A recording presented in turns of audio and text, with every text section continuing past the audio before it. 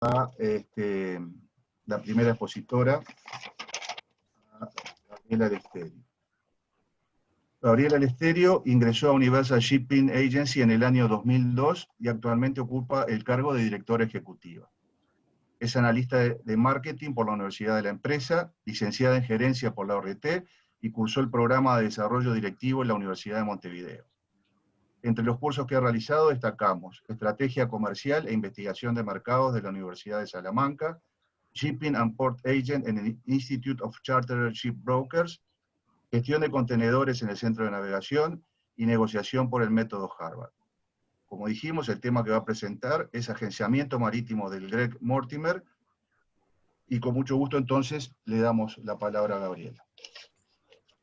Bueno, muchas gracias, capitán. Buenas tardes para todos, a los que nos saludé, y gracias a la UDM por invitarme a participar. Bueno, como bien dijo el capitán Laborde, Universal Shipping fue el agente marítimo durante toda la larga estadía de casi 5 meses del Greg Mortimer. Para que entiendan un poco cómo llegó el Greg Mortimer a nosotros, los voy a poner en contexto. Universal hace 8 años que le hace el agenciamiento marítimo a unos buques cruceros de pequeño porte de la empresa CMI Ship Management, que bueno, como el nombre lo dice, son managements de cruceros, se encargan absolutamente de todo lo relacionado a tripulación, aspectos técnicos, hotelería, alojamiento, provisiones, y los dan en charteo, por decir de algún modo, alguna expedición que es la que se encarga de las rutas y de conseguirle el pasaje a esos buques. Cada uno con una expedición diferente. Este año, como todos los años, los buques nosotros los recibimos 2 veces al año en su bajada en octubre hacia el sur, porque hacen una ruta en el sur de Argentina y la península antártica, pasan todo el verano allí y en marzo regresan. La particularidad de estos cruceros es que vienen sin pasaje. Justamente el propósito de la escala en Montevideo es para aprovisionarlos, para prepararlos, alojarlos y dotarlos de la tripulación necesaria para ir a recibir ese pasaje, generalmente en Ushuaia, donde toman el grupo que va a hacer el viaje. Al igual que pasaron los años anteriores, terminó la temporada, estábamos en marzo, recibimos de hecho 4 de los cruceros, hasta ese momento sin ningún problema, se hizo provisiones, sanitizaciones, generalmente hacen limpieza de cortinados, alfombras, provisiones ni que hablar, alguna reparación menor. Cambio de tripulación fue lo único diferente este año porque exigió un protocolo distinto. Se tuvieron que organizar corredores humanitarios, sencillos hasta ese momento, coordinación de ómnibus, viajaban derecho al aeropuerto, no hubo, a veces bajaban a algún hotel y después seguían, en este caso hubo que hacer el viaje directo, pero hasta ahí nada fuera de lo normal. El 21-22 de marzo recibimos la grata noticia que se sumaba un crucero más, el Greg Mortimer, hasta ese momento desconocido para nosotros, porque salteaba su escala en Port Stanley y necesitaban entregarle insumos médicos, mascarillas y test de testeo COVID. Por lo tanto, cambia la ruta y va a tocar el puerto de Montevideo. El Greg Mortimer es un barco que se inauguró en octubre del año pasado. Estaba terminando la ruta, dejó pasajeros en Ushuaia el 15 de marzo, y ese mismo día a la tarde tomó los pasajeros que vivieron lo que les tocó vivir. Bueno, como todos los agenciamientos que nos toca hacer, cuando se anuncia el barco, hacemos los avisos correspondientes, le generamos su escala. Hasta ese momento el Greg Mortimer iba a entrar como entraron los otros, a muro. Días después nos llega el aviso de que habían 3 casos de fiebre a bordo. Fiebre baja, pero fiebre al fin. Por lo tanto, se da el aviso a Sanidad Marítima, y ahí empieza el revuelo. Esperamos la resolución que salió no favorable, no se le autorizó el ingreso a Muro, pero sí quedar fondeado en aguas uruguayas para poder recibir únicamente materiales, provisiones, suministros, y no estaba habilitado ni de embarcar práctico ni de bajar tripulación. Obviamente, tanto la expedición, que en este caso era Aurora Expedition, australiana, como CMI, ahí empiezan lógicamente con el nerviosismo de saber qué va a pasar con la gente a bordo, tanto tripulantes como pasajeros. Eran 217 personas a bordo, eran 127, si no me equivoco, pasajeros, 90 tripulantes. Y bueno, desde ese momento se le entregó lo que se le tenía que entregar, lógicamente vía lancha. Ese era el motivo por el cual en principio venía, pero eso fue detalle, eso se entregó, punto, pero lo que se necesitaba y la problemática y la incertidumbre mayor era qué vamos a hacer con esta gente, y por favor entre en ese barco a Muro, tiene que estar próximo a atención médica. Bueno, pasó lo que tenía que pasar, la gente se empezó a complicar, recibimos el 30 de marzo el aviso de que había un pasajero grave, que se había agravado y había que bajarlo de emergencia. Le damos aviso de que contacten al Centro Coordinador de Rescate de la Armada, cosa que el capitán y la empresa operadora hacen de inmediato. Y ahí empieza el primer caos para nosotros de saber cómo proceder para un rescate. No teníamos idea cómo manejarlo. Vale aclarar que en ese momento estábamos en Universal, todo el personal trabajando desde nuestras casas. Vimos que esto iba a ser un caso completamente atípico y que iba a requerir de nosotros mucho tiempo, dedicación, por lo que armamos un grupo que decidimos hacerlo de WhatsApp para estar en contacto más fluido, con Gabriel Panaras, el gerente de operaciones, a la cabeza, 4 personas más, incluida yo, diferentes departamentos, para tener la facilidad de poder coordinar el área que correspondiera. Bueno, volviendo al caso del desembarque de emergencia, por un lado, haciendo contacto con el médico de a bordo para saber la situación del paciente, por otro, tratando de averiguar qué seguro correspondía, qué seguro tenía este pasajero. Eso fue tarea de la expedición, de conseguir esa información, averiguar qué hospital, qué emergencia médica iba a intervenir. Bueno, cosa que yo lo cuento simple, pero fue tiempo, fue rato que llevó dar con todo eso. El pasajero se lo logra desembarcar en la Row 51, Isla de Flores, va al Hospital Británico, lo atendió la emergencia médica SEM, fue el que hizo el traslado. Y bueno, de esos desembarques fuimos teniendo más, llegamos a tener 6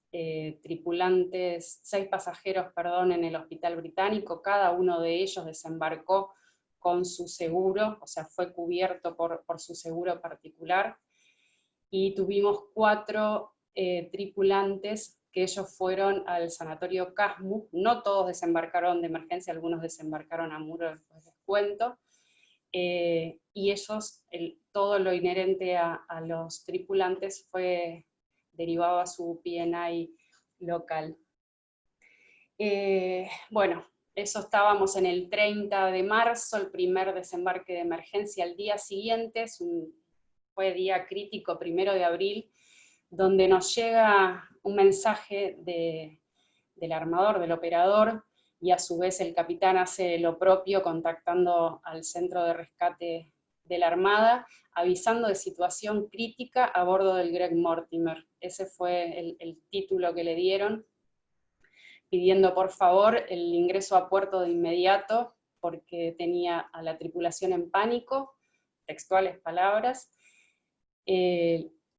los pasajeros súper nerviosos, y se le estaba descontrolando la situación porque había quienes ya no querían trabajar.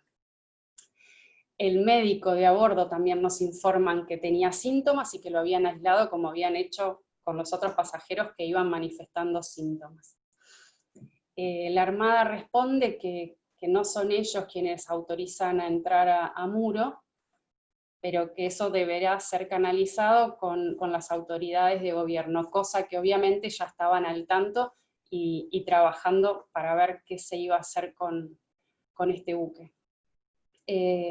Tanto Cancillería como Ministerio de Salud Pública trabajando en conjunto para encontrar una alternativa, una solución, obviamente Sanidad Marítima también, y Universal queda como brazo ejecutor de las decisiones que se tomaran a nivel de gobierno. Se nos pide conseguir test COVID para testear a todas las personas a bordo. Salimos a buscar laboratorios, y al no tener el médico operativo, el médico de a bordo, se tiene que subir, se contrata un médico, obviamente pensando en hacer el testeo, pero que finalmente logramos que 4 técnicos del laboratorio que fue contratado a TGN pudieran subir y hacer, obviamente mucho más ágil, de forma más rápida, el testeo a las 217 personas. Eso se da el 3 de abril, están 8 horas tomando muestras, y el 5 de abril sube el contingente médico, que se organizó también en forma conjunta, un protocolo, Ministerio de Salud Pública, Cancillería, Universal, Sanidad Marítima, que lo habrán visto en la prensa, médicos del Hospital Británico y médicos del CASMU, que pasaron un día a bordo, desde la mañana a la noche, visitando camarote por camarote, haciendo un estado de la situación de cada pasajero. Fue sabido que fue el momento donde los pasajeros y los tripulantes sintieron realmente que había contención en tierra, que había un país, un pueblo, que les iba a brindar apoyo. Pero lógicamente con eso no alcanzaba. Lo que se buscaba era poder repatriar, empezar a repatriar a los pasajeros, en primera instancia, lo más pronto posible. Cancillería estaba en contacto con el gobierno australiano, porque la mayoría de los pasajeros eran australianos, y se logra conseguir un vuelo charter para llevarlos de regreso, y para eso se consiguió puntualmente, para bajarlos a ellos, el ingreso a puerto por el periodo que iba a durar ese desembarque. Después debían volver a fondear.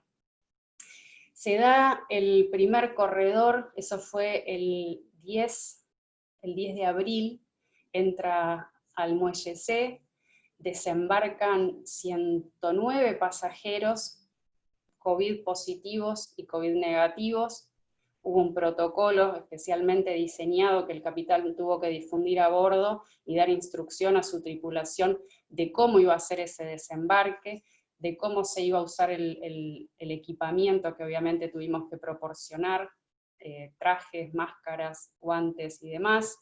Ellos debían bajar con equipaje de mano, después las valijas llevaron un proceso que después les contaré. A su vez teníamos ya tres pasajeros en el Británico que fueron dados de alta, y en paralelo tuvimos que coordinar la ida al aeropuerto en ambulancias, cada uno en una diferente, coordinarlo en tiempo para que puedan abordar el avión. Se separaron a los COVID positivos y a los COVID negativos en ómnibus. Los ómnibus estaban identificados con unos círculos, cada cual sabía qué ómnibus iba a tomar. Los ómnibus se ponían en la escala, y eran sanitizados, o sea, llevaban una desinfección en la puerta del buque y no pisaban tierra, era de la escala casi pasos y al ómnibus. Corredores que también salieron en las noticias, y bueno, salieron bien, llegaron en tiempo al aeropuerto, abordaron el avión sin problema, llegaron las ambulancias. Agrego que ese día se baja del buque también el médico de a bordo y otro tripulante, Ronnie Lorenzo, que fue la única cosa triste que pasó a bordo del Greg Mortimer, porque días después falleció en el Casmo. Bueno, terminó ese corredor, el buque, como estaba previsto, vuelve a fondear, y se siguen las negociaciones para bajar a los 14 restantes pasajeros que quedaban, de nacionalidades diversas. Habían canadienses, franceses, suizos. Bueno, la cosa es que había que encontrar un vuelo donde pudieran viajar todos juntos a una ciudad donde haya conexión para el resto de los países. Se logra, el buque vuelve a entrar 5 días después, el 15 de abril, y lo mismo, la misma coordinación, solo que más sencilla lógicamente porque eran menos personas, y en ese momento ya estaba dado de alta el médico de a bordo, pero no iba a ejercer su función, entra como tripulante, seguía ejerciendo el médico que habíamos contratado. Omití decir que días después que entró el médico local, digamos, se embarcó otra doctora porque tenía carencias en inglés, el primero que habían contratado, y subió esta otra doctora para asistir en ese tema. Bueno, vuelve al buque el médico de a bordo. Ese día también dan de alta a dos pasajeras más, que hicimos la misma coordinación de llevarlas en ambulancia a tomar el vuelo charter, vuelo partido, y ya teníamos todos los pasajeros de regreso a sus casas. Ahí nos quedó 90 personas, 90 tripulantes que vuelven a fondear, y bueno, pues se vivieron 3, 4 semanas intensas, porque el ambiente empezó a enrarecerse, lógicamente, a la ansiedad de ellos de saber qué iba a pasar, cuándo se iban a ir, muchos pensando de que el buque pudiera salir con ellos a bordo a hacer la navegación. Se generaron ideas complicadas, un clima bien complejo, para lo cual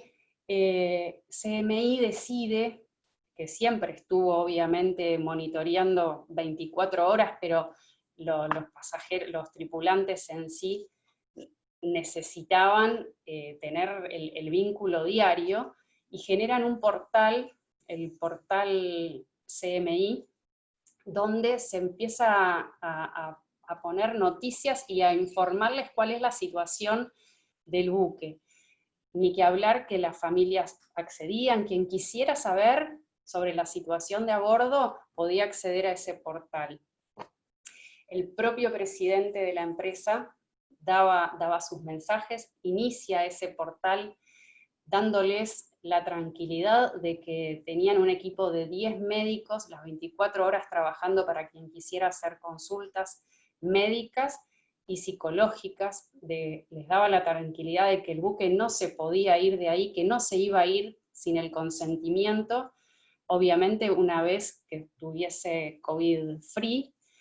Les dice que el pago de salarios va a estar garantido, que van a tener la atención que siempre tuvieron. Obviamente se aprovechó los camarotes que fueron quedando disponibles, se los iba limpiando, los iban a ellos alojando en camarotes independientes, recibiendo el tratamiento mejor que se pudo, conexión Wi-Fi ilimitada, bueno, todo las garantías que había que darles para darles mínimamente tranquilidad. Bueno, después, ahí ya estamos, como mitad de abril, el 8 de mayo reciben la gran noticia a bordo de que el barco fue aceptado a entrar a Muro y que van a ser ellos desembarcados a hoteles locales, cosa que parecía impracticable porque se empezaron a hacer averiguaciones y los hoteles no querían recibir personas con COVID positivo, lógicamente. Finalmente se consigue que el Regency acepte abrir, porque los tenía cerrados sus hoteles, habilitar el Regency Way y el Regency Golf para alojar en uno de ellos, en el Way, a los pacientes, bueno, sí, a los COVID positivos, y en el Regency Golf a los negativos. Tuvo que dotar de personal el hotel, sobre todo la parte gastronómica, porque la gente iba a comer, iba a vivir todos los días ahí, lógicamente no estaban habilitados a salir. Tuvo que ser un hotel con habitaciones con pisos lavables, no podía ser un hotel con moquette, no podían salir, como les dije, por lo tanto recibían el desayuno, almuerzo, merienda y cena en viandas individuales que se preparaban, menú que también se tuvo que pensar para que sea diverso, porque se sabía que iban a pasar un buen tiempo ahí, se les dejaba en viandas al costadito de la puerta. Ellos tenían, lógicamente, cada uno su habitación, no iban a compartir, y tenían materiales para hacerse la higiene del cuarto, y sábanas y toallas, también debían usarlas y dejarlas afuera cuando querían que sean cambiadas. No se autorizaba a que nadie del hotel, ninguna persona del hotel ingrese a la habitación. Tuvimos también que contratar seguridad, guardias de seguridad, porque lógicamente no estaba permitido salir de la habitación y era la forma de que alguien diera aviso de alguna anormalidad. Bueno, llega el día de hacer el desembarque, también ómnibus llevando a los COVID positivos y ómnibus para los negativos. Se les hizo firmar previo a bajar del buque un protocolo informándoles de todas estas medidas que se debían tomar durante la estadía en los hoteles. Y se les informaba que a los que eran COVID positivos, en el momento que el test diera negativo, iban a ser trasladados. El Regency Way tiene 2 torres, una atrás de la otra, se los iba a trasladar a la torre de atrás durante una semana, iban a volver a ser testeados y recién ahí pasaban al Regency Golf con los COVID negativos. Los pasajeros tenían en cada hotel un médico, los 2 que habíamos contratado bajaron obviamente con ellos, y se quedaron uno en cada hotel y eran los referentes.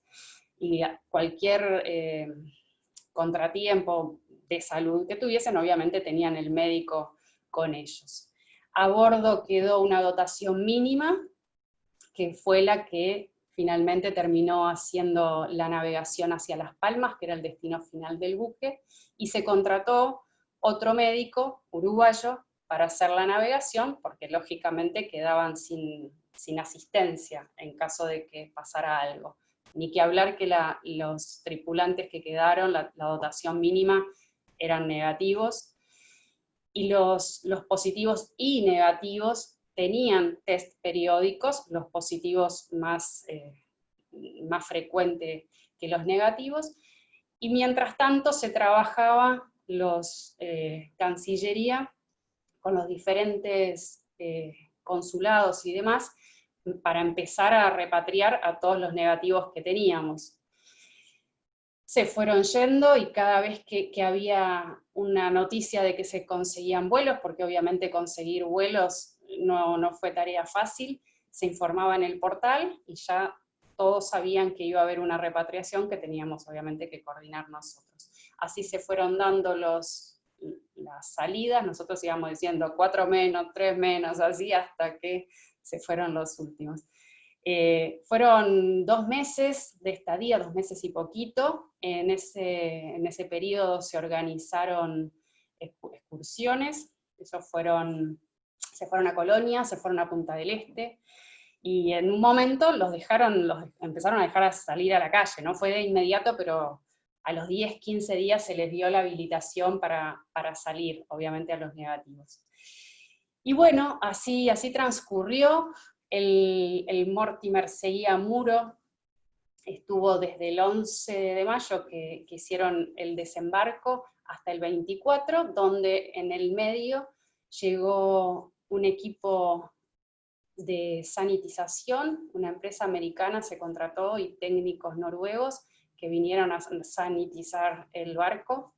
De esa forma quedó en condiciones, lo que ellos le llamaban COVID-free.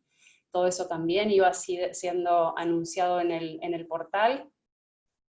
Y el 24 de mayo, después de obviamente haber sido retesteados todos, haber recibido provisiones, algunos otros materiales para hacer la travesía, el Greg Mortimer zarpa, con una carta que deja el capitán de agradecimiento, que nos pidió entregar en mano a todos los tripulantes que quedaban en tierra, agradeciendo por la labor que habían hecho, por todo lo que habían aportado para que, bueno, para que las cosas salieran como iban saliendo, y augurándoles un pronto retorno a casa, y que ojalá se volvieran a encontrar en algún otro crucero en el corto plazo. Siguió nuestra tarea tratando de coordinar los vuelos, y así fue que hasta el 8 de agosto tuvimos gente en el hotel, y el 8 de agosto se van los últimos 3 tripulantes de Islas Mauricio, y ahí podríamos decir que concluyó nuestra labor en la gran odisea del Greg Mortimer, que por cierto no vamos a olvidar jamás.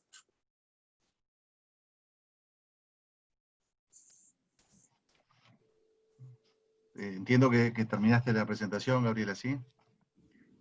Así es, salvo que quieran hacer alguna preguntita ahora, o las dejamos para el final. No, creo que la mejor forma va a ser dejarlas para el final. Seguramente fue muy interesante, seguramente muy completo todo, pero seguramente van a haber muchas preguntas al final para ti. Así que bueno, muchísimas gracias. Y bueno, de vuelta, ya lo hablamos en su momento, pero felicitaciones por muy buen trabajo que hicieron, y ahora por compartir con nosotros toda esta información. Gracias. Bueno, ahora antes de darle el paso a la segunda expositora, que es María Victoria Zorrilla, voy a aprovechar para darle la bienvenida al doctor Ignacio Curvelo, que es el director general del Ministerio de Turismo. Formalmente bienvenido a nuestra reunión, y a su vez agradecerle el interés en los temas de nuestra asociación.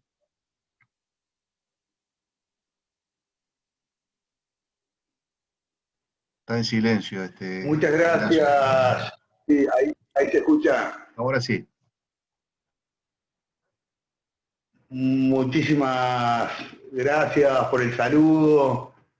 En realidad no quiero quitarle el tiempo a nadie, a los expositores. Me enteré de esta conferencia que me interesó particularmente, no solo en mi carácter de director general del Ministerio de Turismo, sino también en mi calidad de abogado. Así que agradezco a la Asociación de Derecho Marítimo por realizar esta conferencia sobre un tema que ha marcado en la historia de nuestro país y en la historia de esta pandemia, un ejemplo de ayuda humanitaria, un ejemplo de solidaridad, de responsabilidad, de profesionalismo, de afecto, una historia que realmente ha recorrido el mundo y que nos ha colocado en el mundo entero como un ejemplo de ayuda humanitaria justamente en lo que se ha referido a esta pandemia. Nosotros asumimos un 2 de marzo, a los 10 días comenzó esta pandemia. Este episodio de Greg Mortimer lo vivimos acá, enfrente. Para los que no conocen, la sede del Ministerio de Turismo se encuentra ubicada en un edificio en la puerta misma del puerto, en el Depósito Santos, propiedad de la Administración Nacional de Puertos. Desde nuestras ventanas vemos los cruceros, vivimos todo ese proceso con una enorme incertidumbre, nerviosismo, colaborando con todo lo que estaba a nuestro alcance desde el Ministerio de Turismo, coordinando acciones con Cancillería, coordinando acciones con el puerto. Así que bueno, es algo que vivimos muy presente, muy de cerca, es una historia realmente conmovedora, es una historia de cómo bueno, las tradiciones de nuestro país en cuanto a la solidaridad y la ayuda humanitaria realmente marcan un distintivo. Cuando el mundo estaba cerrado, cerraba sus fronteras, el Uruguay, bueno, realizó todo ese extenso cronograma que la directora Gabriela Eleftherio acaba de realizar.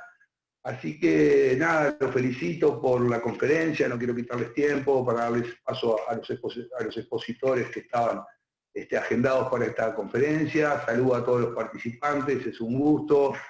Y bueno, estaremos en contacto con el Ministerio de Turismo para seguir tratando este tema y otros. El tema de los cruceros, como ustedes saben, es un tema de mucha relevancia para la actividad turística. Por supuesto que son momentos de gran incertidumbre en cuanto a qué es lo que va a acontecer en los cruceros, en venir a nuestro país. Por supuesto que en este momento ello es impensable. Estamos trabajando en protocolos sanitarios a ese respecto, conjuntamente con la Administración Nacional de Puertos y otras organizaciones que nuclean a los cruceristas. Así que, bueno, muchas gracias por los saludos y felicitaciones por esta conferencia.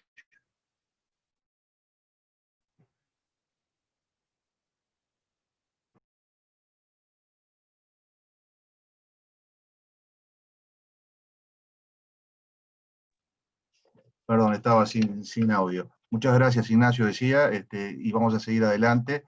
Voy a presentar a María Victoria Zorrilla, que es doctora en Derecho y Ciencias Sociales en la Universidad de la República, graduada con distinción en Máster en Derecho Internacional Marítimo y obtuvo el premio a la mejor performance en Derecho de Transporte Marítimo, ambos en el International Maritime Law Institute de la OMI. Realizó cursos de posgrado en Siniestros Marítimos y en Seguros Marítimos en la Universidad de la República y de Derecho de la Energía en la Universidad de Montevideo. Actualmente se encuentra cursando la maestría en Derecho de Daños en la Universidad de la República. Es asesora jurídica de la Prefectura Nacional Naval, docente grado 2 en Derecho Internacional Privado de la Facultad de Derecho de la Universidad de la República, docente de Derecho Internacional Marítimo en la Escuela Naval. Fue presidente de la Asociación Uruguaya de Derecho Marítimo en 2019 y actual integrante del Consejo Directivo. Es miembro del Instituto Iberoamericano de Derecho Marítimo, del cual fue secretaria general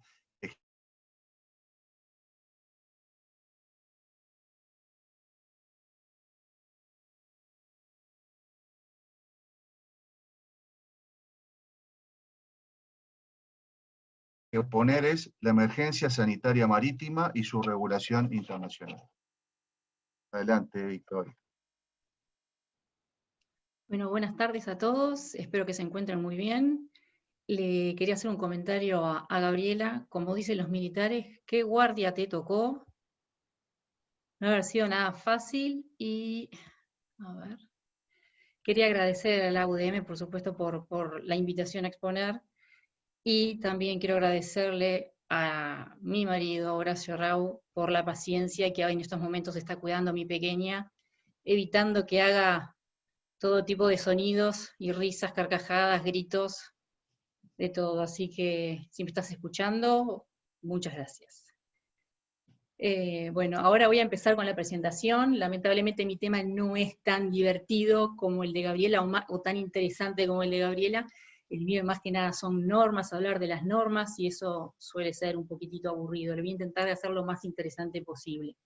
Este tema de lo que son las normas en materia de derecho internacional con este tema del de Greg Mortimer, empezó en realidad como un intercambio de opiniones que teníamos con Fernando Aguirre y con mi marido, con Horacio Rau, con respecto a cuál era la normativa, si había aunque algún deber de los estados en permitir el desembarco, si existía ese deber, dónde estaba, sobre todo teniendo en cuenta la pandemia internacional, porque no era un caso de una enfermedad en particular, sino a nivel mundial, que estaba por supuesto esta enfermedad diseminada, causando los estragos que todos saben.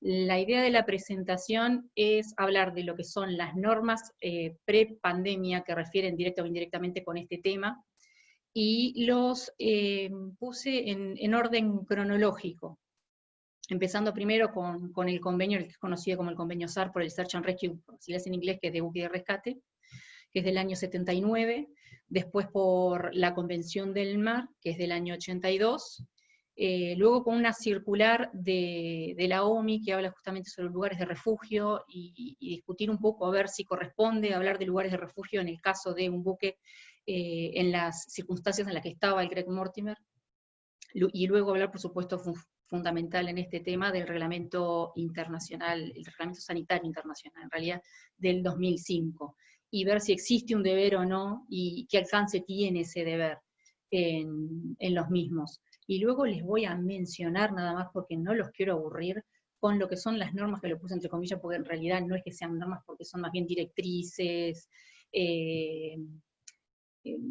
no son de carácter obligatorio, más bien, sino recomendaciones también, o a veces exhortaciones a los estados de actuar de determinadas maneras, de permitir el desembarco.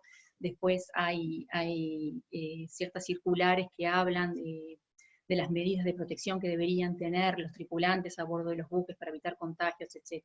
Y vamos a ver que hay un sinnúmero de circulares y hay algunas declaraciones conjuntas en este aspecto.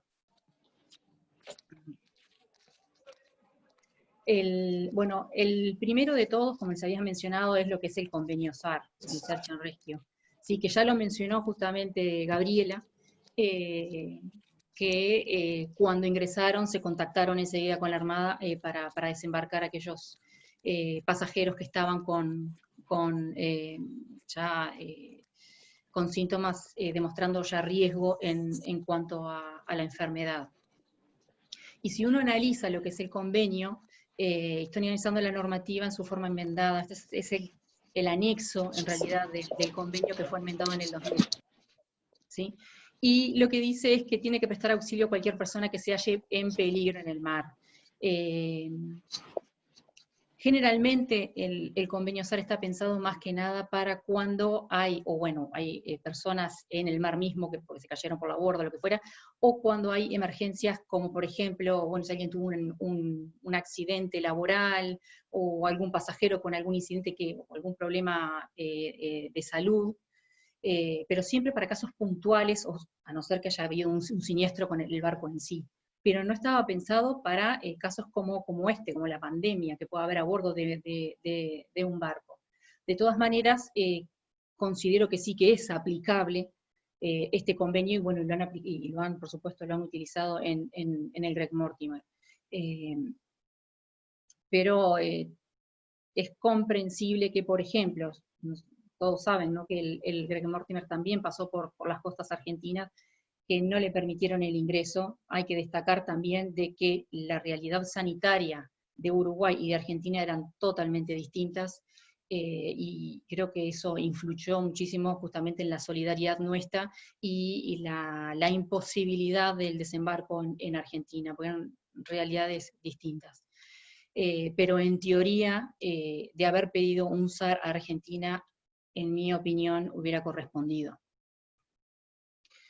La otra convención que tiene también relación con este tema puede ser el artículo 98, con el deber de prestar auxilio, pero se refiere más que nada al deber de prestar auxilio en alta mar entre buques en sí. Si bien lo que dice justamente el inciso primero del artículo 98 dice que todo Estado le exigirá al capitán de un buque que enarbole su pabellón que, y esto es importante, siempre que pueda hacerlo sin grave peligro para el buque, su tripulación o sus pasajeros, que se dirija a toda velocidad posible a prestar auxilio a las personas que estén en peligro. En el caso de que hubiera estado en alta mar y hubiera estado otro buque en cercanías,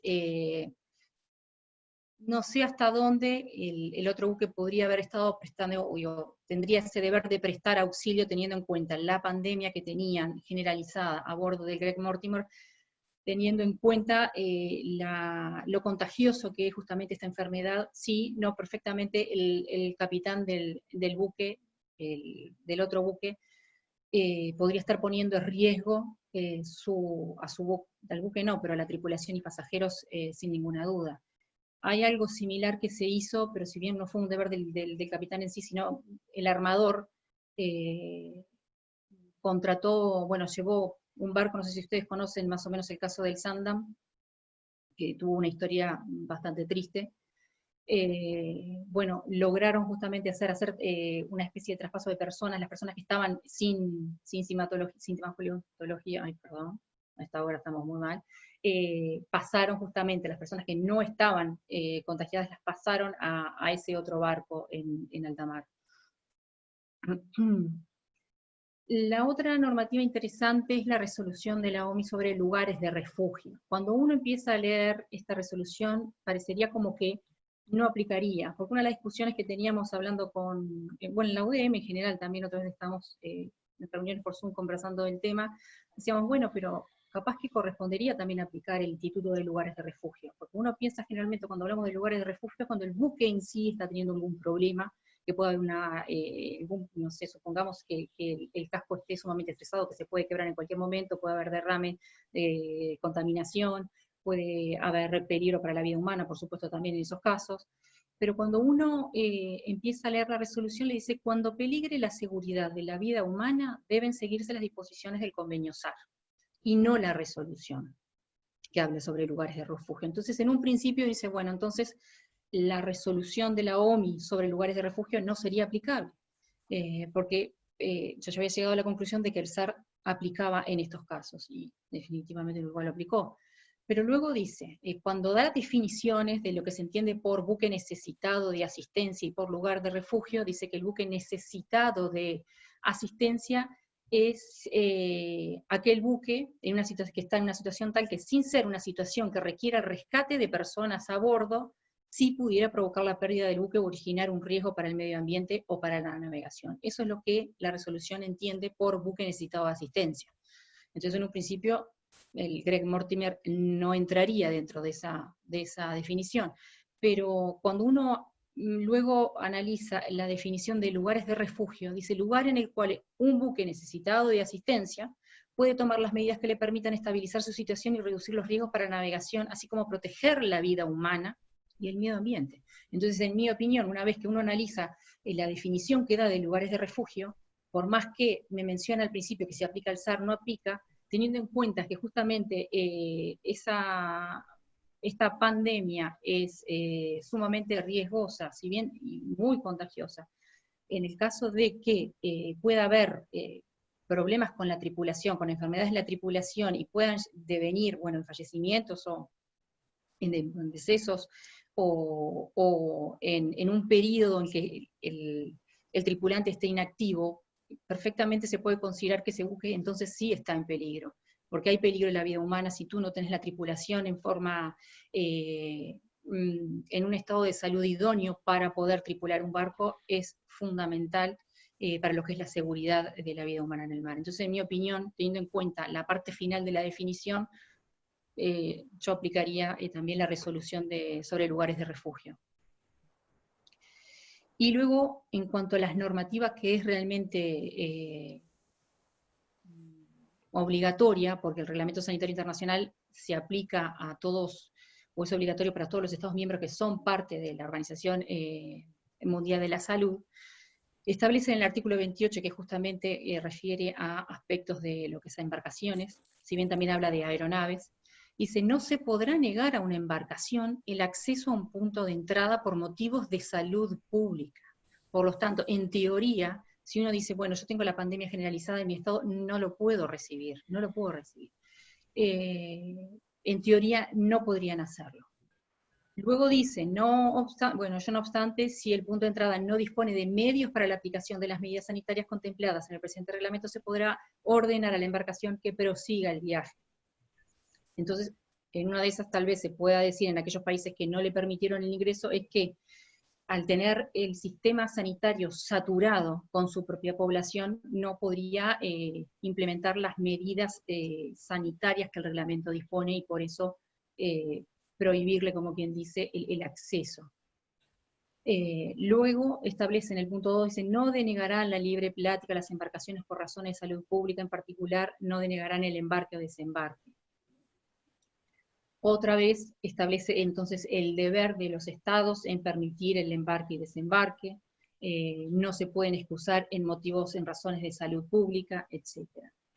El problema que tiene este reglamento sanitario es que cuando uno va a la página ve que en realidad no hay ningún tipo de sanción a aquellos estados que lo incumplan.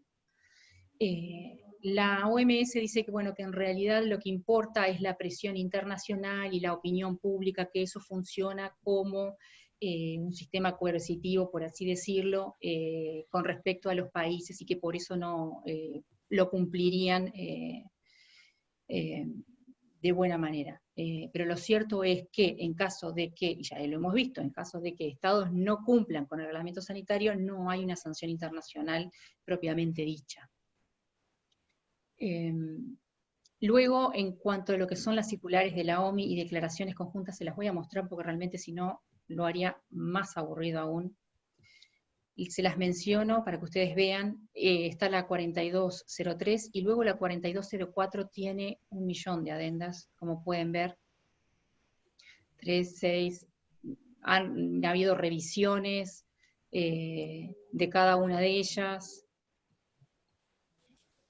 La última que figura en la OMI es del 26 de agosto, que es la 27, la 4204, adenda 27. En todas ellas lo que hay, algunas son exhortaciones a los estados para que tomen medidas, o directrices a los estados, a veces es para los tripulantes, otras veces es para los estados rector de puerto, otras veces es para el estado del pabellón, para los armadores. Hay distintos tipos de medidas, pero como yo les mencionaba, son más bien exhortaciones o directrices de cómo actuar, y luego hay un sinnúmero de declaraciones conjuntas de la OMI y de la Organización Mundial de Alimentos, con la OMS y con la OIT. Después los que le siguen son la Cámara Internacional de Shipping, con el ITF es una muy importante, que es justamente lo del Sindicato Internacional de los Trabajadores, y la OMI y la UNTA. Intenté hacerlo lo más rápido y lo más ameno posible. El tema, yo sé que es bastante aburrido lo que es el derecho y las explicaciones de las normas, pero bueno, espero haber sido lo menos aburrida posible. Muchas gracias. Bueno, muchas gracias, Victoria. Voy a habilitar el video porque ahí por mensaje privado me preguntaron si yo estaba o no, y bueno, ante la duda que fuera una grabación que hubiera dejado, quiero mostrar que estoy presente aquí. Bueno, gracias, y bueno, quedan, como dijimos en el caso anterior, las preguntas para el final. Pasamos ahora entonces a presentar a Mónica Heitos, que es doctora en Derecho y Ciencias Sociales de la Universidad de la República, gerente ejecutiva del Centro de Navegación del Uruguay, es técnico en Comercio y Transporte Internacional, profesora de Derecho de Transporte en la Universidad Católica, actual vicepresidente de la rama uruguaya del Instituto Iberoamericano de Derecho Marítimo. Es socia e integrante de la comisión directiva de WISTA Uruguay. Fue presidente de la Asociación Uruguaya de Derecho Marítimo en el año 2014 y actualmente forma parte de la comisión directiva. El tema que va a exponer es requisitos sanitarios para tripulantes y pasajeros. Adelante, Mónica. No sé si es para mí el recording o es que él está grabando, porque yo salí por gusto. Buenas tardes, Laura, te estamos escuchando, David. a ver si encontraba dónde estaba grabado, y no encontré nada. Y No me escucha Laura. Ahora Ok. sí, ya, Ahora, la bueno, silencié. bien. Buenas tardes a todos, gracias a la asociación, gracias por quedarse hasta esta hora. Si Victoria no les prometió diversión, yo no les voy a mentir, pero voy a ir con las normas nacionales que tienen que ver con la tripulación y pasajeros en relación a la emergencia sanitaria, pero lo voy a tratar de hacer lo más rápido posible, lo más ágil posible por lo menos. A ver si ahí se ve. Sí, se ve bien. ¿Se ve bien? Estoy esperando a que se ponga.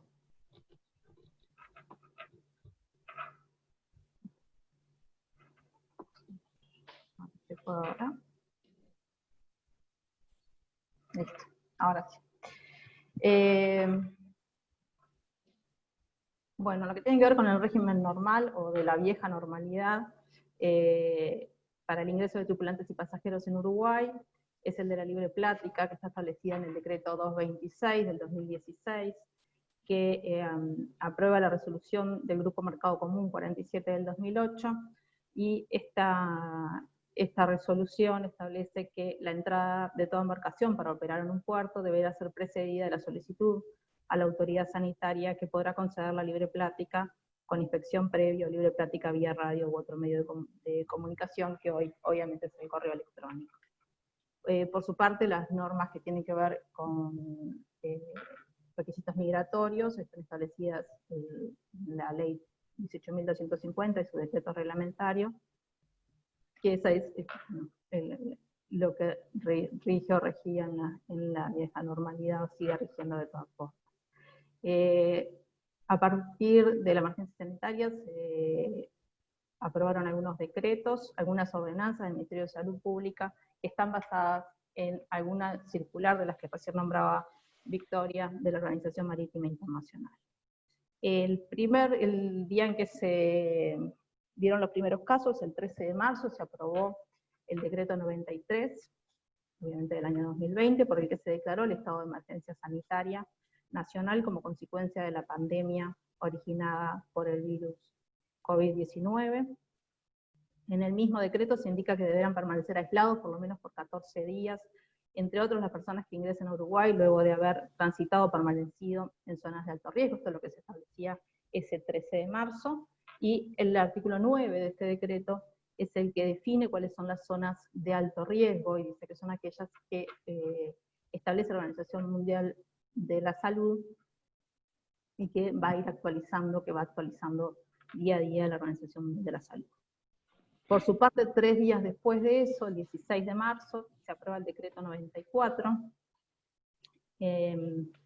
por el que se prohíbe, ya ahora se prohíbe desembarcar en el país los pasajeros y tripulantes de cruceros y buques comerciales que provengan de esas zonas de alto riesgo que ya establecía el 93 y que la Organización Mundial de la Salud en ese momento seguía actualizando en su página.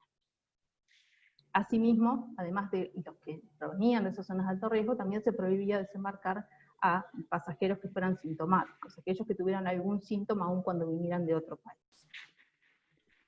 Se prohíbe el ingreso de personas desde Argentina, exceptuándose los ciudadanos uruguayos y los extranjeros residentes, y se exceptúa también el transporte de bienes, mercadencías, correspondencia, insumos y ayuda sanitaria y alimentaria y sanitaria. Y esa misma excepción se hace del transporte de este tipo de mercancías, esa misma excepción se hace para los vuelos provenientes de Europa, que en ese momento no se estaban permitiendo.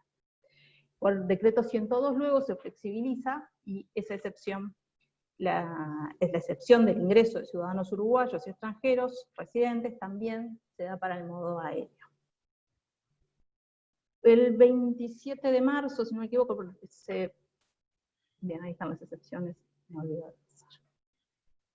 El 27 de marzo se aprueba el decreto 104, ahí vemos el 102 del 2020 que autoriza el ingreso al país de los ciudadanos uruguayos y extranjeros provenientes del exterior, que obviamente quedan sujetos a las medidas sanitarias que ya había establecido el decreto 93, que era ese aislamiento de los 14 días, y se autoriza la permanencia en tránsito a ciudadanos y residentes permanentes del Mercosur dentro del Aeropuerto Internacional de Carrasco. Asimismo, se dispone la suspensión de vuelos, y esa suspensión de vuelos no alcanza a los vuelos que transportan uruguayos residentes permanentes de Uruguay, ciudadanos y residentes. Por decreto 104 se aclara,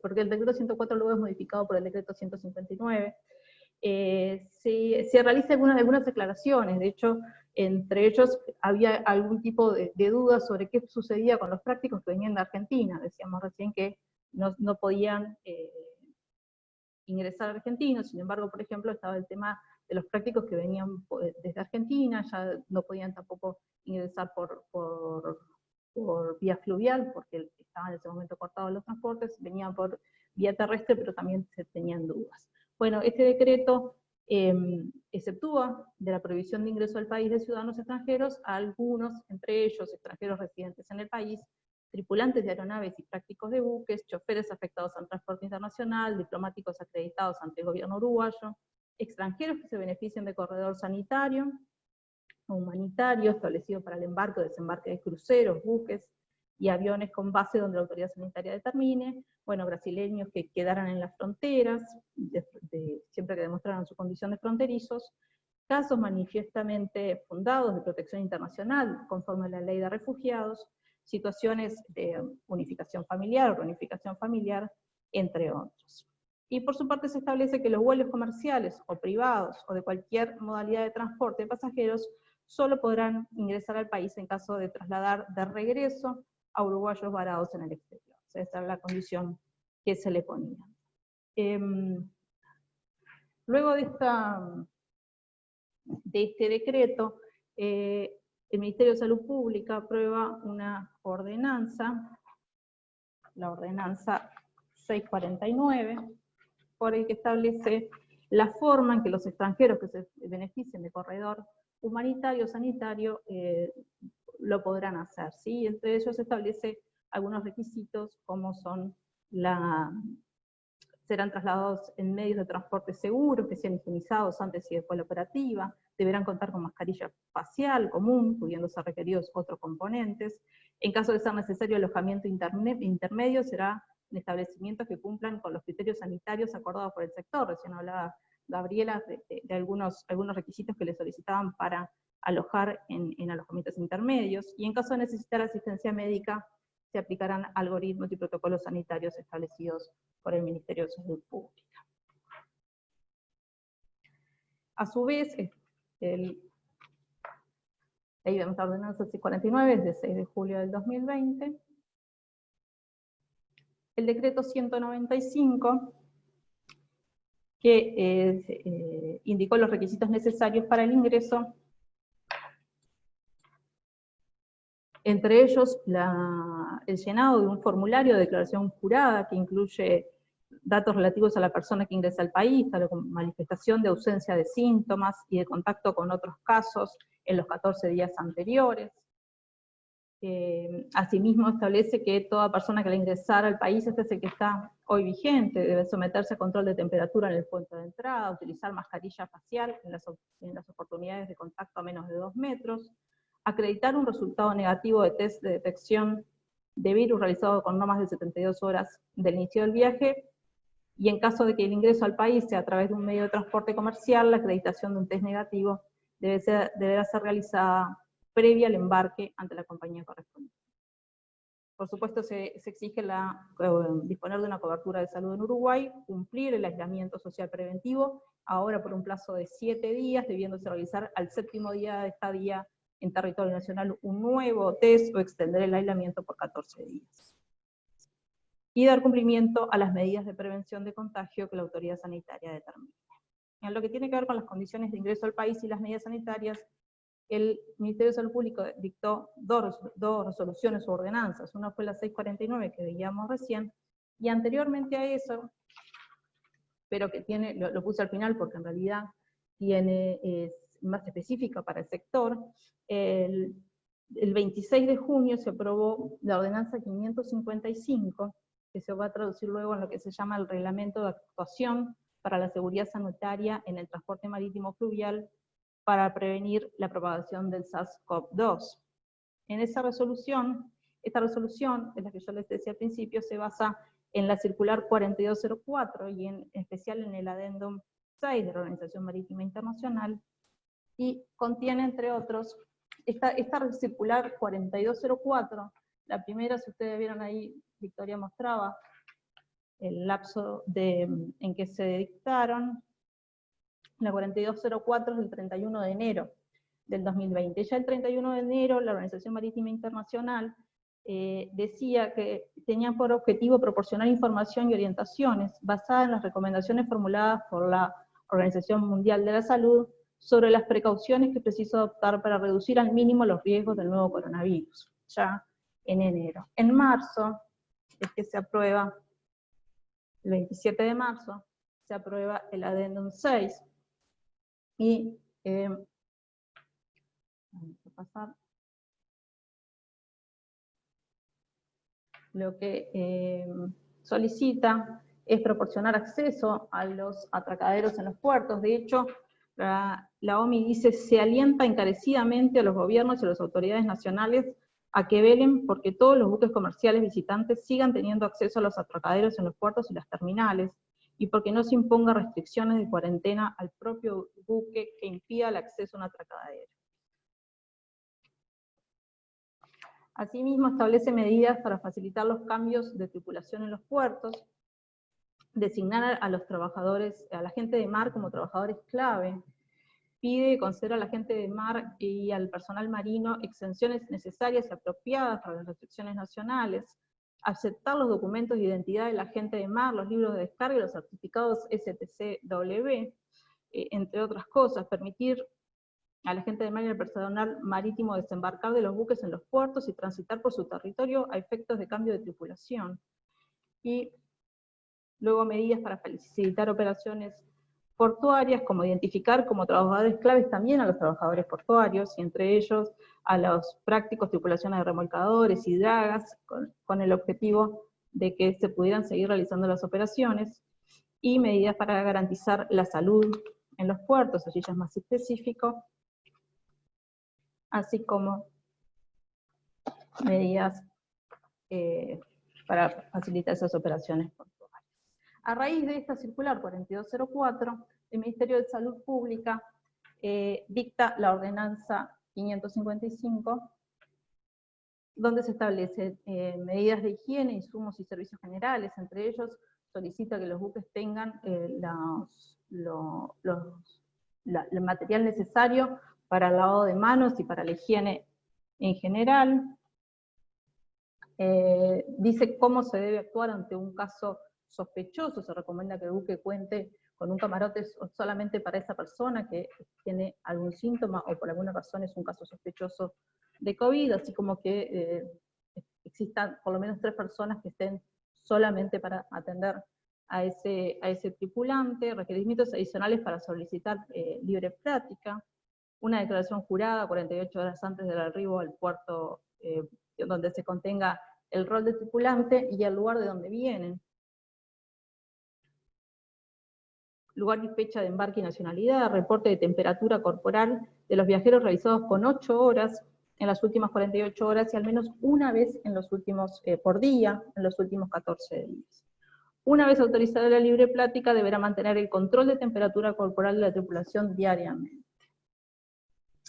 En lo que tiene que ver con los cambios de tripulación, si bien establece que los cambios de tripulación, cuando la misma provenga de fuera de las fronteras nacionales, salvo casos fundamentales en razones de seguridad. Si bien establece que no se pueden realizar, sí, no se deberían realizar, sí establece que en casos fundamentados se puede autorizar estos cambios de tripulación. En esos casos, el agente marítimo tiene que solicitar autorización y la nueva tripulación debe cumplir 14 días de aislamiento. Sobre modificaciones en la circulación y procedimiento durante el servicio de suministros portuarios, queda prohibido que los tripulantes de buques provenientes del extranjero circulen por la instalación portuaria, salvo para la realización de tareas autorizadas. En relación a los prácticos, establece la necesidad de desinfección de las lanchas que los trasladan, establece también la necesidad de que por lo menos 3 tripulantes con una distancia social requerida, sean los que ayuden o colaboren con el práctico cuando va a subir al buque, mantener ventilado el puente mientras se está trabajando, y protección del personal terrestre que aborda, es la última de los requisitos que tiene. Y eso es todo, muchas gracias.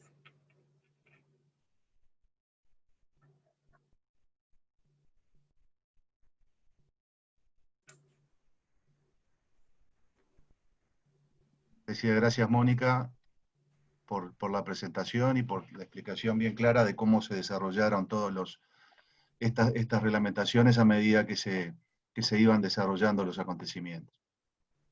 Bueno, habilitamos ahora entonces el espacio para preguntas. Si podés dejar de compartir pantalla, así vemos a todos y ahí está. Y bueno, somos muchos, no sé, tal vez que podemos ir haciendo una ronda a medida que cada uno lo levanta la mano o plantea por el chat la consulta, vamos habilitando las preguntas para cada uno de los 3 expositores. Alejandro. Emilio, adelante. Sí, pregunta para Gabriela Eleftheriou. ¿Algún seguro se hizo cargo de los gastos del Greg Mortimer? ¿Algún PANDI o algún seguro del buque se hizo cargo de todos los gastos que tuvo el barco?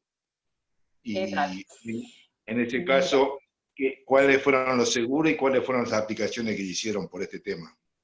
Claro, nosotros sinceramente no estábamos en conocimiento de qué seguro en particular. Lo que sí puedo decir es que todos los pasajeros tenían un seguro privado, obviamente cada cual el suyo propio, no tenía por qué ser el mismo, y todo lo inherente a tripulación y asuntos propios del buque fueron a través del P&I.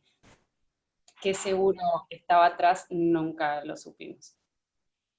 Perfecto. Para Mónica, en caso de cambio de tripulación en el puerto de Montevideo, ¿es obligatorio los 14 días de cuarentena que dicen la circular? ¿O puede ser un pasaje del aeropuerto al buque directo, como se hacía siempre con los cambios de tripulación normales? Sí, lo que se le hace ahora, y tengo agentes marítimos que lo saben mejor que yo, pero lo que se hace ahora es el test cuando llegan, ya vienen con un test, se hacen un test cuando llegan y van directo al barco. Allí en o sea, que esa obligatoriedad de 14 días de cuarentena no se aplica. Entiendo que hoy no se está aplicando si vienen con test negativo. No sé si dentro del barco lo están haciendo. Perfecto. Lo otro, si hay algún barco que aparece con algún COVID positivo, ¿ese barco queda en cuarentena en el puerto o puede zarpar? Está establecido, sabes que obviamente que no los quise aburrir, pero la ordenanza del Ministerio de Salud Pública establece qué sucede si está fondeado y si está en puerto, qué es lo que pasa. Si no recuerdo mal, dependiendo de si está en puerto, ante un caso sospechoso, para que te lo busco, no quiero decirles, pero obviamente no puede salir. Hubo un caso, Mónica. ¿Cuál? A ver. Un caso de un buque paraguayo con el capitán con coronavirus. Lo bajaron, lo internaron, hisoparon toda la tripulación, lo sacaron para afuera, lo desinfectaron, y después vino otro capitán y se fue el barco. Y el tripulante se curó, lo tuvieron un poco cuarentenado, habiendo dado 2 veces positivo en un hotel, y después la condición era que volviera a su casa a cuarentenarse en su país. Sí, mira, lo que dice, sí, me acuerdo, Karen, de ese, creo que no estaba en puerto, creo que estaba afuera, si no me equivoco.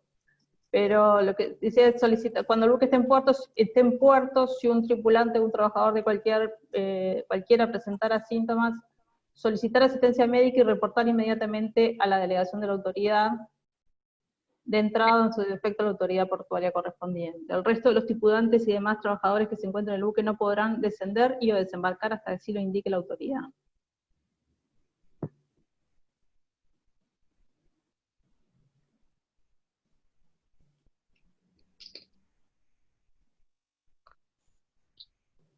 Emilio, ¿alguna cosa más querías preguntar o aclarar sobre la respuesta que te dieron?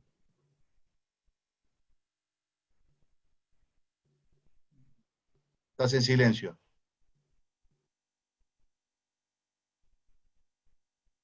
No, muchas gracias por la respuesta, está correcto, gracias. Por las Bueno, dudas, si se descarta que es positivo, se pueden ir; si no se descarta, queda cuarentenado. Eso que tal vez era la respuesta. Bueno, mientras viene alguna otra pregunta, mientras piensan alguna otra pregunta, yo quería aprovechar a complementar la pregunta que hizo Emilio y que contestó Gabriela. El seguro de P&I que intervino en este caso fue el American P&I Club, y la oficina nuestra lo estuvo representando durante toda la situación y la permanencia del buque acá, y cubrió todos los costos como corresponde, de acuerdo a como siempre se hace. Yo estoy un poco inhibido de comentar porque es un caso activo y hay responsabilidades involucradas, pero quería hacer un par de aportes que aprovecho el complemento a la pregunta de Emilio para adelantarlos ahora. Una de las dos cosas que quería comentar es que el caso permitió la aplicación de un instrumento que es la carta de garantía que otorgan los clubes de P&I.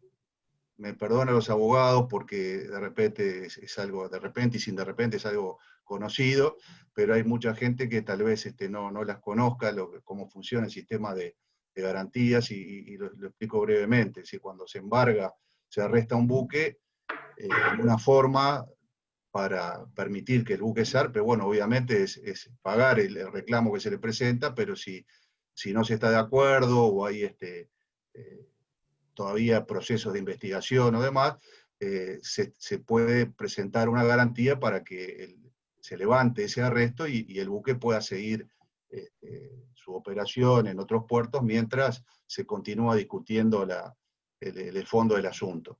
Esa garantía puede ser a través de un banco, a través de una compañía de seguros, puede ser presentando el dinero en efectivo, y hay otro sistema que está incorporado, por suerte, a nuestra legislación desde el año 2014, cuando se promulgó la Ley de Derecho Marítimo, que es la Carta de Garantía de un Club de P&I, y está ahora obligado a quien se le presente ese instrumento a aceptarlo y el juez también, para permitir que el buque pueda salir y mientras se continúa discutiendo sobre otras cosas.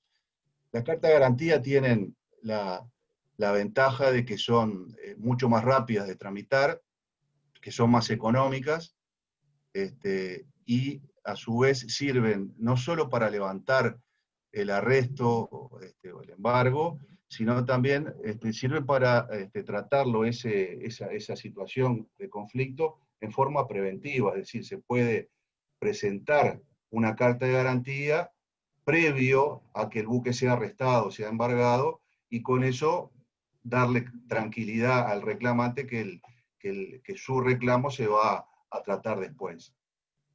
Fue lo que sucedió en este caso. El Estado, para permitir que el buque fuera atendido, que se incurriera en gastos médicos y en gastos de traslado y de desinfección, una serie de cosas que hubo que hacer, exigió que se otorgara una garantía. El club lo autorizó de inmediato y, bueno, también autorizó a que su corresponsal local emitiera esas garantías, y se emitieron garantías al gobierno y a las instituciones privadas que iban a ofrecer servicios y que querían tener la tranquilidad de que al final del día les iban a pagar todos los costos en los cuales iban a incurrir. Así que, bueno, se dieron las cartas de garantía tanto al gobierno como a las instituciones privadas que lo pidieron, y eso destrabó o facilitó la rápida aceptación por parte del gobierno de habilitar que el buque fuera primero inspeccionado y que después la gente fuera desembarcada, atendida en los sanatorios y después al final del día también repatriado. Esa era una de las cosas que quería comentar, que el uso de este instrumento, que felizmente lo tenemos incorporado, es de práctica internacional en muchas partes del mundo, pero ahora acá, además de todo, acá en Uruguay está incorporado a la legislación y su aceptación es obligatoria. Y por otro lado también quería comentar, porque en algunos foros en los cuales se trató el tema, como comentábamos al principio, e incluso a nivel local, de algunas personas muy calificadas, he escuchado decir que los armadores trataron de ocultar esta situación y de alguna forma engañar a las autoridades de la real situación que se estaba viviendo. Bueno, en primer lugar, el buque se sabía de su situación porque ya había pedido asistencia en Argentina, en Chile, en las Malvinas, y en todos lados lo habían rechazado. Bueno, y esa situación era conocida claramente a nivel local cuando el buque llegó acá. Y en segundo lugar, tampoco se podía ocultar nada y tampoco hubo ninguna intención. Cuando el buque solicitó la asistencia, el gobierno dijo que que para poder hacer eso iba a hacer una inspección, y por supuesto se abrieron las puertas para esa inspección, se facilitó todos los requerimientos que pusieron las autoridades, se cumplió la inspección, los médicos pudieron determinar cuál era la real condición del buque, y bueno, y a partir de allí fue que después se habilitó el desembarco, el ingreso a puerto y todo lo demás. O sea que no hubo en ningún momento ninguna intención de ocultar nada, ni de disimular ninguna situación. Se prestó, como no podía ser de otra manera, y además por propio interés, porque si no se prestaba a la inspección, no se hubiera habilitado el ingreso del buque. Se habilitó la inspección, y a raíz de eso fue que se permitió las acciones posteriores que llevaron al resultado que todos conocemos. Así que bueno, quería comentar esos dos aspectos.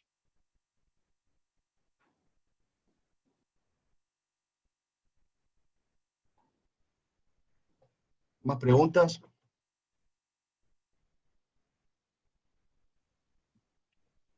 Daniel Paz. Estás en silencio. Sí, estaba saliendo. No, ahora, una pregunta que justamente con lo que decía María Gabriela y lo que comentabas tú del Pianay, que yo entiendo que a pesar de que había un seguro de médico por cada uno de los tripulantes, pienso que también el Pianay Club es muy importante para cubrir o para atender todos esos posibles reclamos que puedan venir de estos mismos seguros, porque en definitiva iban a accionar contra el barco de alguna manera por ser los causantes de la situación. No sé si es así, Alejandro, no me conteste nada. Bueno, sí, como dijo Gabriela, y como bueno, los que han viajado en el crucero alguna vez lo han podido comprobar, cuando un pasajero embarca le exigen tener un seguro de salud propio, ¿no? Tiene que estar, si no, no puede embarcar, tiene que tener su propio seguro de salud, y eso fue lo que pasó en este caso. Los pasajeros, todos los pasajeros que requerían asistencia médica y después todos los gastos relacionados, transporte, todo lo que se hubo que gastar, fueron cubiertos por los propios seguros de salud que tenía cada uno. El P&I lo que cubrió fue todos los gastos relacionados con la arribada forzosa del buque y los gastos relacionados con la atención a los tripulantes. No, eso ya lo entendí. El tema es que después los mismos seguros médicos pueden accionar contra el barco y el P&I Club en algún momento los va a tener que atender igual, porque en definitiva puede ser un recupero que hagan los seguros médicos contra el barco y el P&I en todo caso debería cubrirlos. Sí, sí. O también puede darse que el club le reclame a los seguros porque los pasajeros le provocaron un daño al armador, demorando su operación y demás. Bueno, eso habrá que verlo, cómo es que se resuelve eso. En realidad, perdón, no me parece, no entiendo cómo puede ser responsabilidad del buque la enfermedad del COVID. Lo que puede ser que reclamen los pasajeros es que no pude ir a la Antártida, me quedé sin el viaje, pero no entiendo cómo puede ser responsabilidad del buque la enfermedad de la persona. Si no hubiera sido COVID y es un ataque al corazón, no tiene responsabilidad del buque, o no sé. Sí, eso habría que... Porque creo que una vez escuchando hablar al médico a bordo del Greg Mortimer, dijo que ya había, no me acuerdo si eran resoluciones de la OMS o de dónde, que estaban exhortando a los armadores a no aceptar más pasajeros, no me acuerdo, ya fue para marzo, exhortando a que no aceptar nuevos pasajeros en los cruceros. Si es que es correcto, porque no chequeé la información, ahí podría llegar a ver. No sé si el que subió a bordo teniendo el COVID, no creo que pueda. Al menos no creo que tenga suerte. Pero los otros que ya estaban, no sé, tengo mis dudas. Lástima que no está Andrea Signorino acá. No, pero coincido acá con Dafne porque creo que Dafne está diciendo lo que creo que es correcto. Es imposible discernirlo ahora. Había que analizarlo con todos los elementos y ver si corresponde o no corresponde, porque también puede ser culpable el barco si lo contagiaron adentro del mismo barco, y no tomó las precauciones de seguridad para que los demás no se contagiaran. Es muy difícil, pero bueno, como todo lo recupero. Ya, Karen, no sé, tú decís que no te das cuenta cómo. Yo creo que va a haber muchos abogados que van a buscar la forma de explicar cómo puede conseguirse una acción de ese tipo. Y de hecho, ya sabemos que hay anunciados muchos. Si abren una página web, que no la recuerdo ahora, pero reclamos Greg Mortimer, y hay abogados que se ofrecen para realizar reclamos contra el buque. Sí. Que me estresé estando encerrado en el camarote, cualquier cosa. Seguro, puede ser. Alejandro, tengo entendido de que los seguros de salud normalmente hay una cláusula de que cuando hay pandemia no lo cubren. No sé cómo habrán hecho esta gente como para que los seguros de salud le cubran habiéndose declarado pandemia.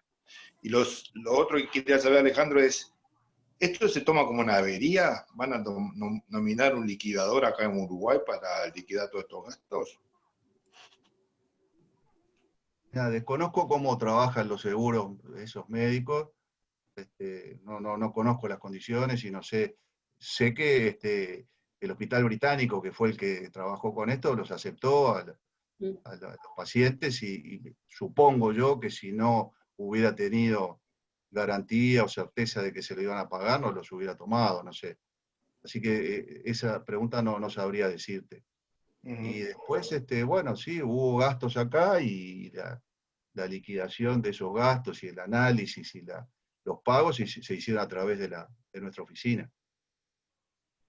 Perfecto, gracias. Una pregunta, Alejandro.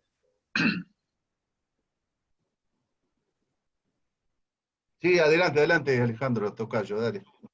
Tocayo, exactamente. Cuando tú hacías referencia a la intervención del P&I, temporalmente, en la carta de garantía, temporalmente fue hasta que se fue el último tripulante del hotel, María Gabriela, o ¿cuál fue la extensión temporal de esa garantía, digamos? Hasta ese momento, supongo. ¿Sabes que Se me cortó a mí la conexión, no escuché la pregunta completa. Sí, la pregunta era, Alejandro hacía referencia a la carta de garantía del PNI. Temporalmente, digamos, ¿qué correspondía? Extender esa cobertura hasta agosto, que se fue el último tripulante del hotel. Es decir, toda esa cobertura hotelera, ¿quién la cubría, valga la redundancia? ¿El seguro de salud? No, supongo. Lo dejo al capitán que responda porque sinceramente la carta de garantía no tengo idea cómo funcionó. Mira, una de las ventajas que no mencioné hoy que tienen las cartas de garantía es que no tienen plazo. A diferencia de las garantías bancarias o de los avales u otro tipo de garantías que puedan existir, que ha sido, en alguna oportunidad hemos tenido problemas porque al presentar garantías bancarias no las quieren aceptar porque dice que tiene fecha de vencimiento y que no saben si a la renovación se le va a otorgar de vuelta o no, y los juicios duran más que el plazo que los bancos normalmente otorgan las garantías, ¿no? Que es de un año. La ventaja que tienen las cartas de garantía de los clubes es que no tienen fecha de vencimiento, es hasta que o se llegue a un acuerdo de las partes o hasta que haya una sentencia definitiva y se pague lo que el juez haya adjudicado. Lo que sucede normalmente, bueno, las cartas de garantía se presentan y queda como un documento, ya sea en poder del reclamante o en el expediente judicial, y cuando termina el hecho ese generador de la expedición de la carta de garantía, lo que se hace es recuperarla, se le pide ya sea a quien se le dio o al juzgado que devuelva ese original, y con eso queda sin efecto la garantía presentada. No sé si está claro. Sí, perfecto, sí. Sí, justamente coincido contigo, a nivel bancario el Banco Central obliga a que las garantías tengan plazo. Este no es el caso, obviamente, ¿no? Muy bien, muy claro.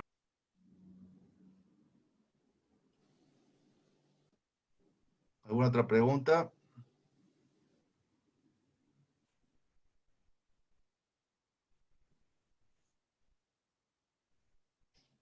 Bueno, se alargó un poquito más de lo que estaba previsto, pero creo que valió la pena porque el tema lo justificaba. Todos leímos sobre el caso, pero bueno, Gabriela estuvo allí en primera línea y nos contó al detalle qué fue todo lo que pasó.